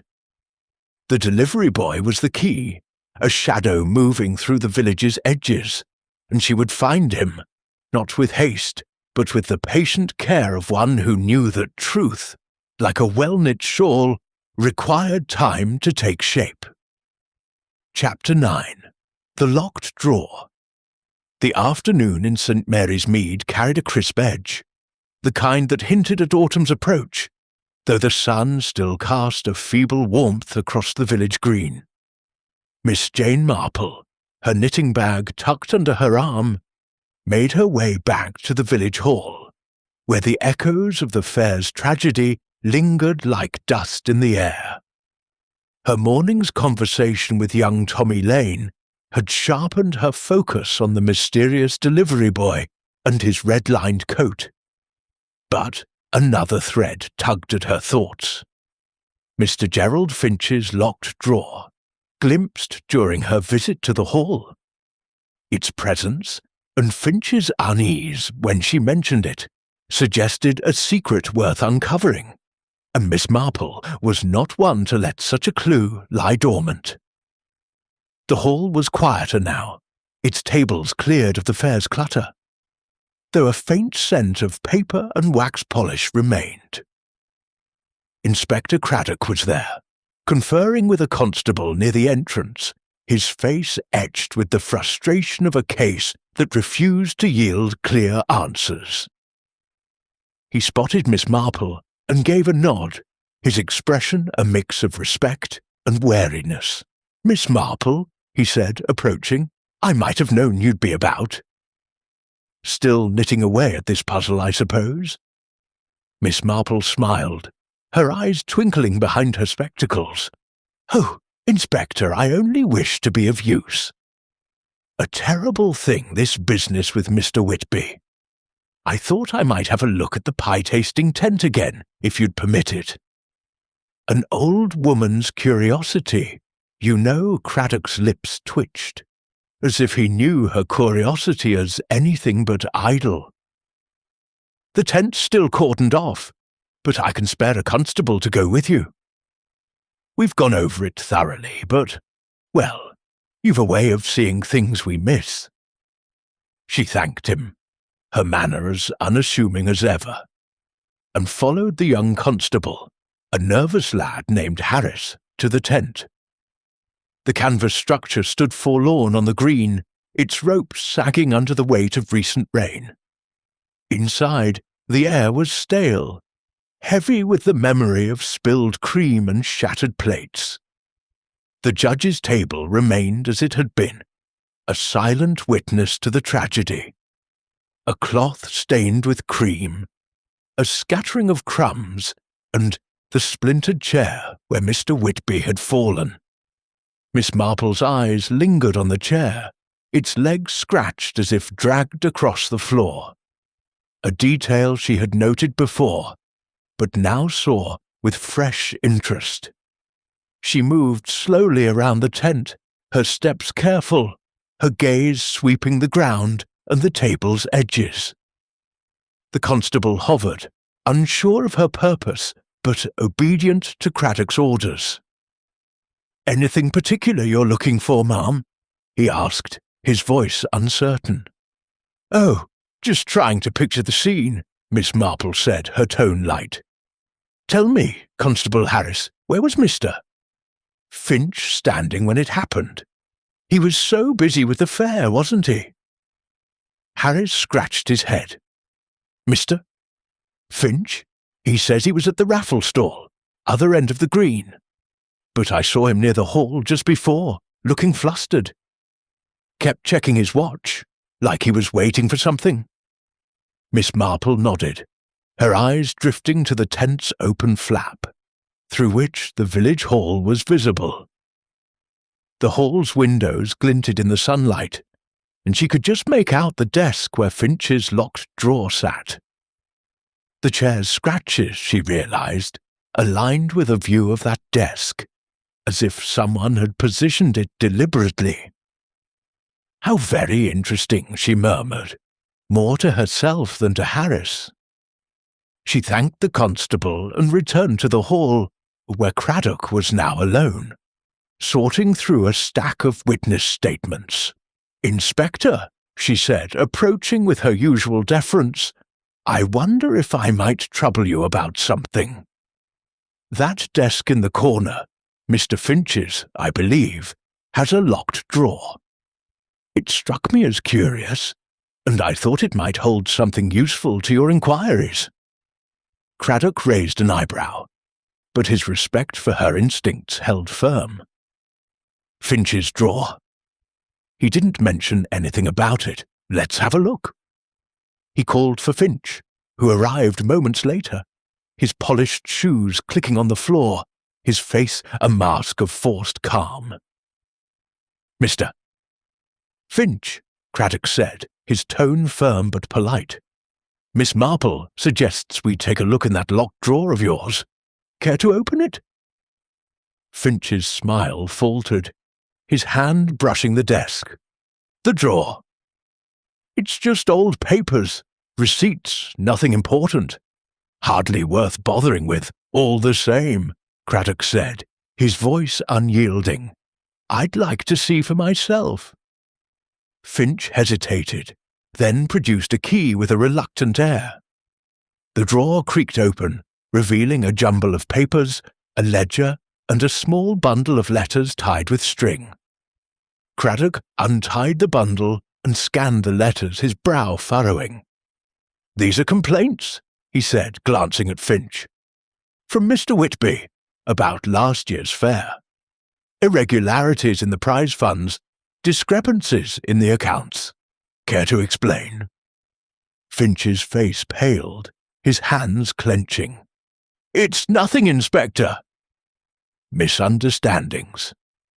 Clarence was always fussing over details. "I sorted it out. Everything's above board." Miss Marple, standing quietly to the side, noted the sweat on Finch's brow, the slight tremor in his voice. "I'm sure you did your best, Mr. Finch," she said softly. "But Mr. Whitby's questions must have been troubling. He was so thorough, wasn't he?" Finch stammered, his eyes darting to the letters. He was, yes, but it was all cleared up. I swear it. Craddock tucked the letters into his pocket. We'll look into this further, Finch. Don't leave the village, he dismissed the man, who retreated with a look of barely concealed panic. Miss Marple thanked Craddock and stepped outside, her mind alight with the new discovery. The letters confirmed her suspicion. Whitby's inquiries into the fair's funds had threatened Finch, perhaps enough to drive him to desperate measures. Yet the delivery boy, the red-lined coat, and Slade's grudge still wove through the case, and she wondered if Finch's secret was a distraction or a deeper threat. She recalled a case in St. Mary's Mead, where a stolen church fund had led to blackmail and worse. Money, she knew, could poison as surely as any alkaloid. As she walked home, the village green stretched quiet before her, the tent a ghostly reminder of the crime. The locked drawer had yielded its secret, but the pattern was not yet complete. She would need to speak with Clara Pennington again, to test the strength of her alliance with Slade, and to trace the delivery boy's shadow to its source. Chapter 10. The Final Clue. The late afternoon draped St. Mary's Mead in a golden haze, the village's cottages glowing softly as the sun dipped toward the horizon. Miss Jane Marple sat in the church hall, where the weekly tea was in full swing, the clink of teacups and murmur of gossip a comforting backdrop to her thoughts. Her knitting needles moved with their usual rhythm, a scarf taking shape in shades of lavender. But her mind was far from the wool. The pieces of the puzzle, Mr. Finch's letters, Mr. Slade's vial, Miss Pennington's nerves, and the delivery boy's red-lined coat, were aligning, yet one final clue eluded her, a thread to tie the pattern together. The church tea, with its loose tongues and unguarded moments, was the perfect place to find it.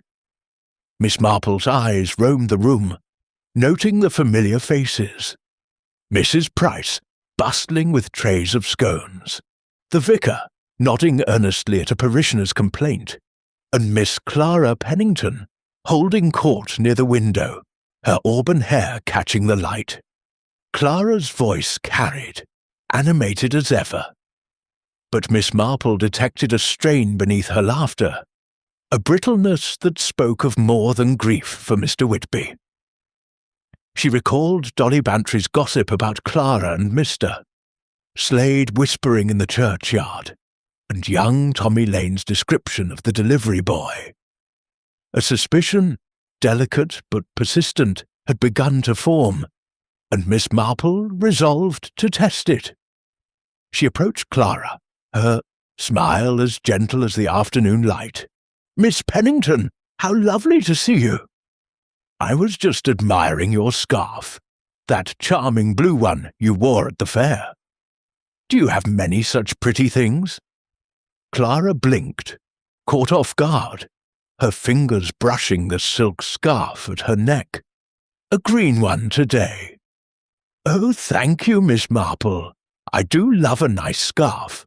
The blue one's a favourite, though I haven't worn it since the fair."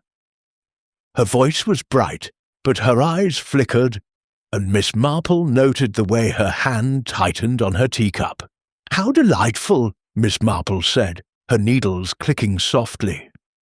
"I suppose you have others just as striking, perhaps one with a red lining." "I saw someone in a coat with such a lining near Mrs. Hawthorne's bakery, and it made me think of you." Clara's smile froze, her cup rattling slightly in its saucer. "A red lining? I don't think so. I mean, I might have one, but I don't recall." She laughed, a high, nervous sound, and set the cup down. "Why do you ask?" "Oh, just an old woman's fancy," Miss Marple said, her tone disarming. "There was a delivery boy, you see, the evening before the fair, with a coat that had a red lining." Quite distinctive, I thought, and I wondered if you might have seen him." Clara's face paled, her fingers twisting the edge of her scarf. "A delivery boy?" "No, I didn't see anyone like that.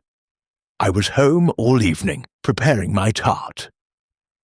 Her words came too quickly, and Miss Marple's eyes softened, though her mind was sharp as ever. "Of course," she said, patting Clara's arm. "You've been so busy with the fair. I mustn't keep you from your friends." She moved away, her heart quickening. Clara's reaction had been telling, too swift, too brittle. The scarf, the red lining, the delivery boy, they were linked, and Clara's unease was the knot that bound them. Miss Marple returned to her seat, her mind racing. She recalled her visit to Mrs. Hawthorne's bakery, where a faint stain on the alley ground had caught her eye. A spill, perhaps, of the poison used in the pie. She had dismissed it as insignificant at the time, but now it loomed large, a clue overlooked in the rush of the investigation.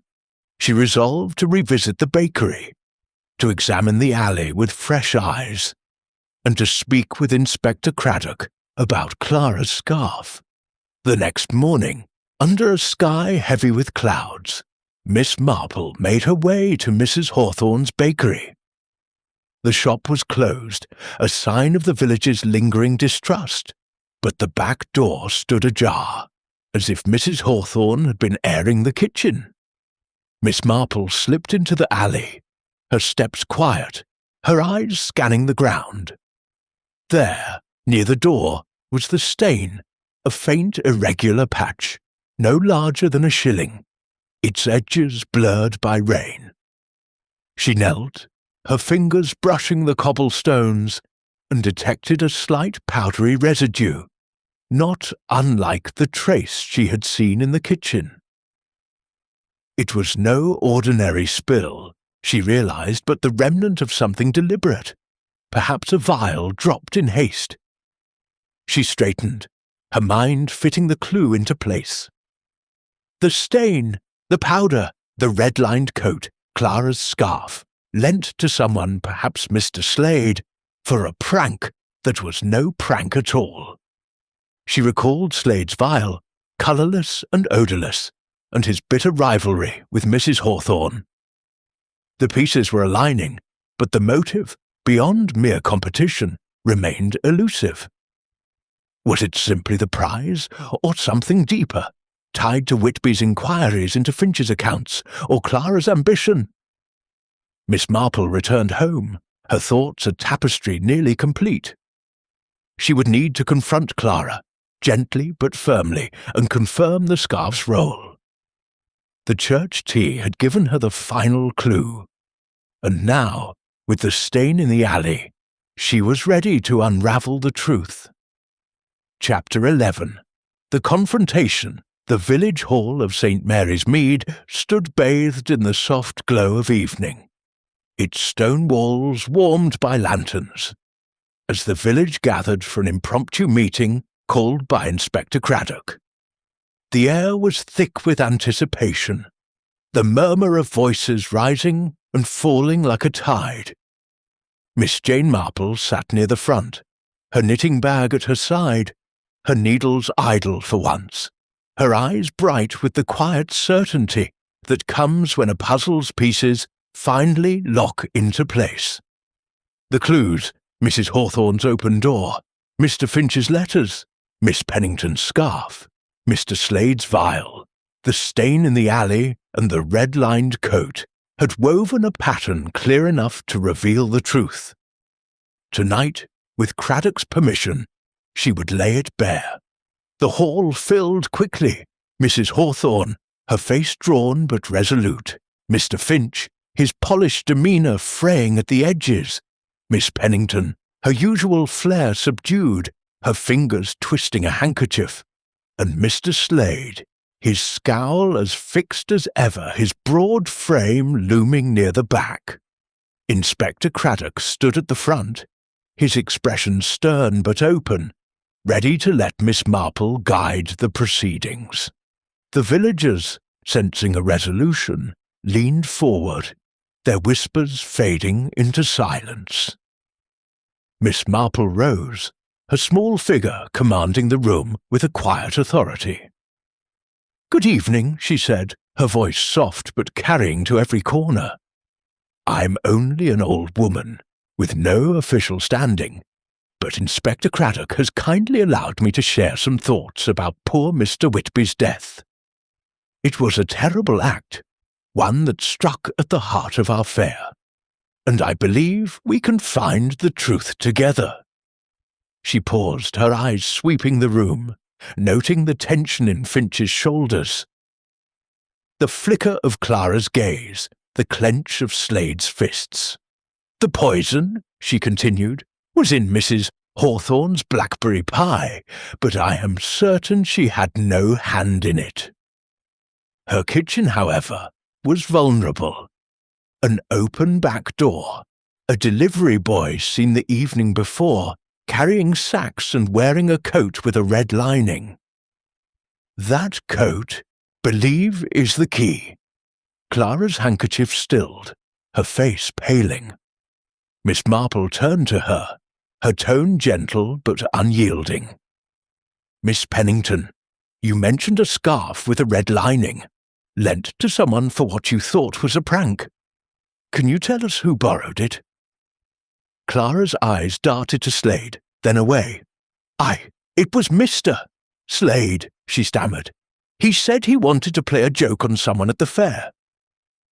"I didn't think anything of it." Slade's scowl deepened, and he stepped forward, his voice rough. "That's nonsense. I never borrowed any scarf. She's making it up." Miss Marple raised a hand, her calm unshaken. "Please, Mr. Slade, let us consider the facts. A delivery boy was seen at Mrs. Hawthorne's bakery, leaving sacks and moving quickly. Young Tommy Lane saw him in the alley, and Mrs. Hawthorne noted the red lining of his coat. A stain in that alley, a powdery residue, suggests a spill, perhaps of the poison used in the pie. And at your stall, Mr.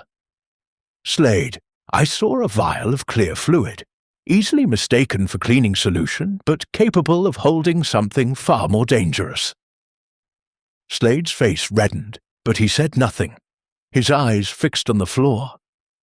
Miss Marple continued, her voice steady. "Mr. Whitby was a fair judge, but he favoured Mrs. Hawthorne's pies, year after year.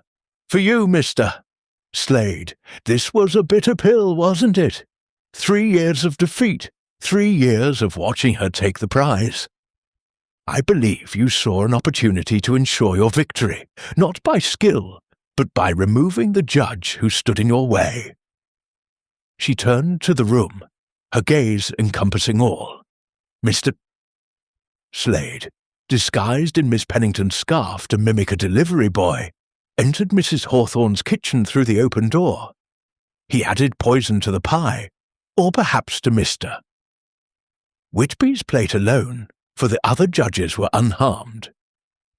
The scarf, with its red lining, was a clever touch, one that might have cast suspicion on Clara.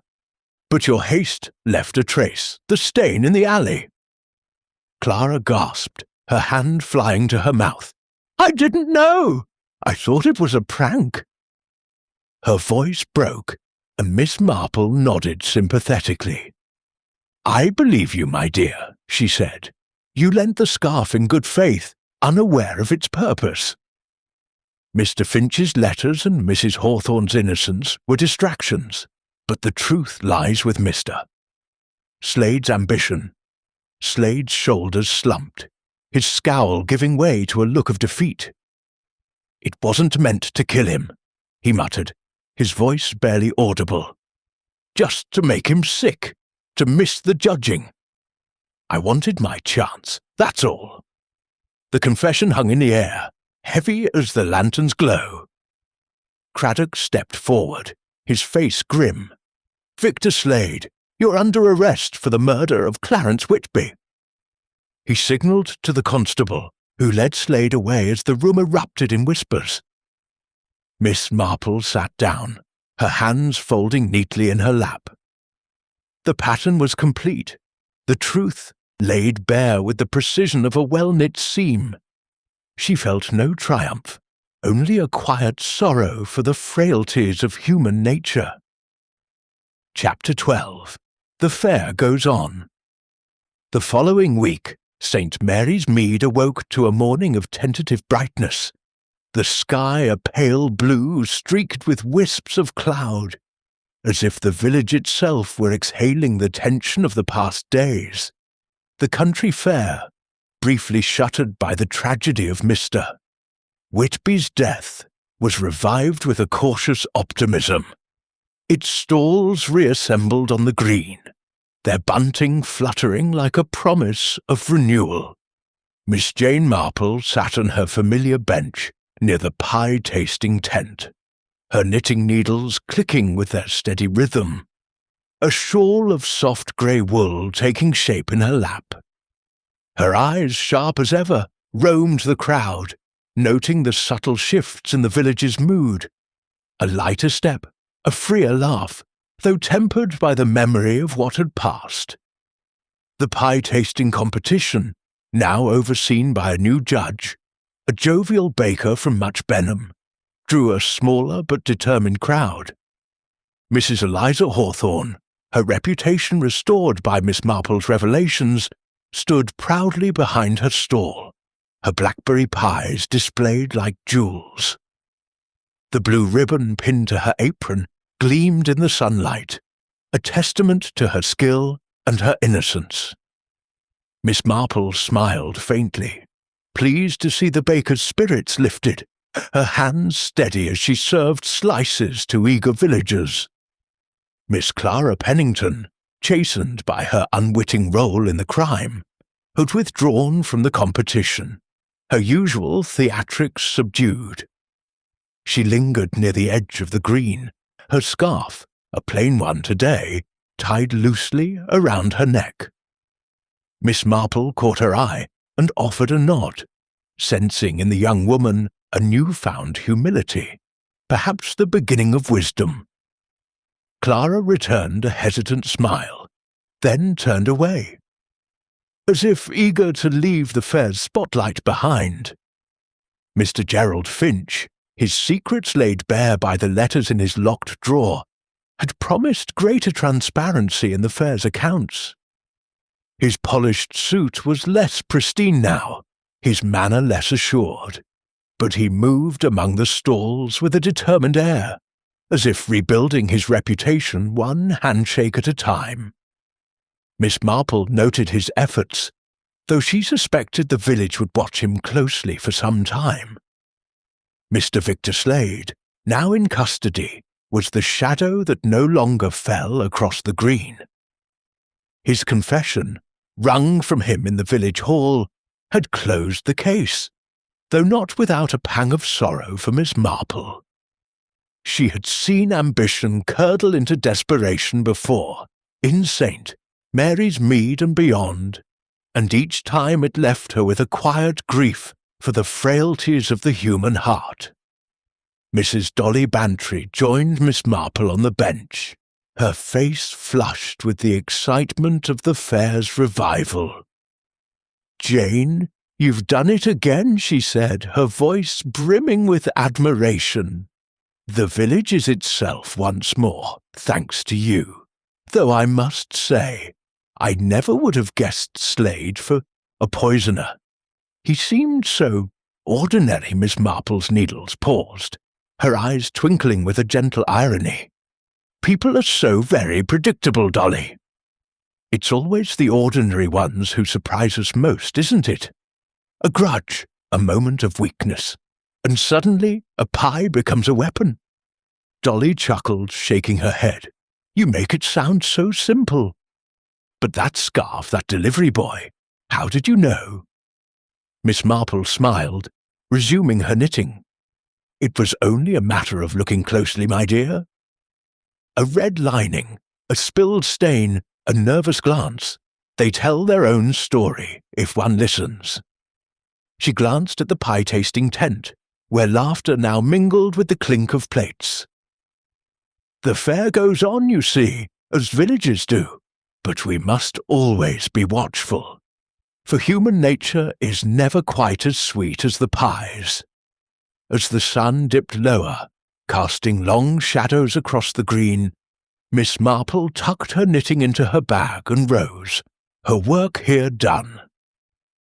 The fair's music played on, a fiddler's tune weaving through the crowd, and she walked home, her steps light but her mind already alert, for the next ripple in the quiet waters of St. Mary's Mead.